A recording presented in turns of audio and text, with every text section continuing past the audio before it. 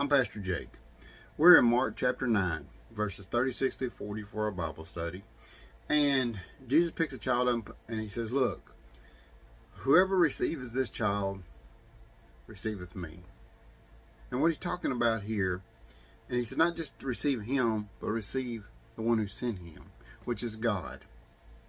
And what he means is humbling yourself as a child. You know, it's funny how people get when they know more than God. The creator of the universe knows everything's going on from beginning to end, but we know more.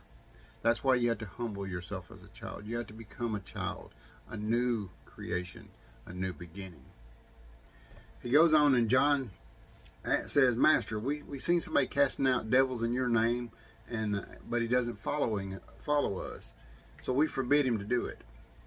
And Jesus told him, look, for there is no man which shall do a miracle in my name that can lightly speak evil of me.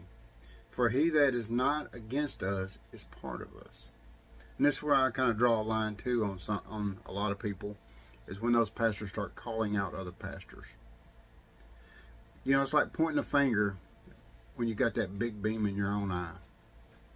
None of these pastors are perfect. No pastor's perfect. No, there was nobody perfect on this earth but Jesus Christ himself. But when you start calling out pastors to make you look better, that's when I have to draw a line about a lot of it. Because there are a lot of people out there doing good ministries.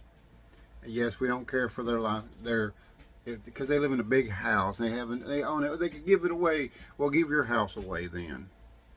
That's how I see it. If you think somebody else should give their house away, then you give your house away. Well, I live in a $200,000 home. I don't live in no $1 million home. Well, you live by what you can afford and your means that God provided for you. They're living for what their means that God provided for them. Solomon lived in a big mansion. Should he just give it all away? No. God blessed him and give him the opportunity to have that. You get what God thinks you can handle. So quit name dropping churches in your sermons. Quit name dropping people in your sermons, because when you stand in front of God, don't matter what your attitude or your thoughts are, you're not as smart as you think you are. God is the final word. His word is final.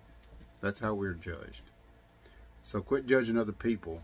Let the word judge them, and let's move on.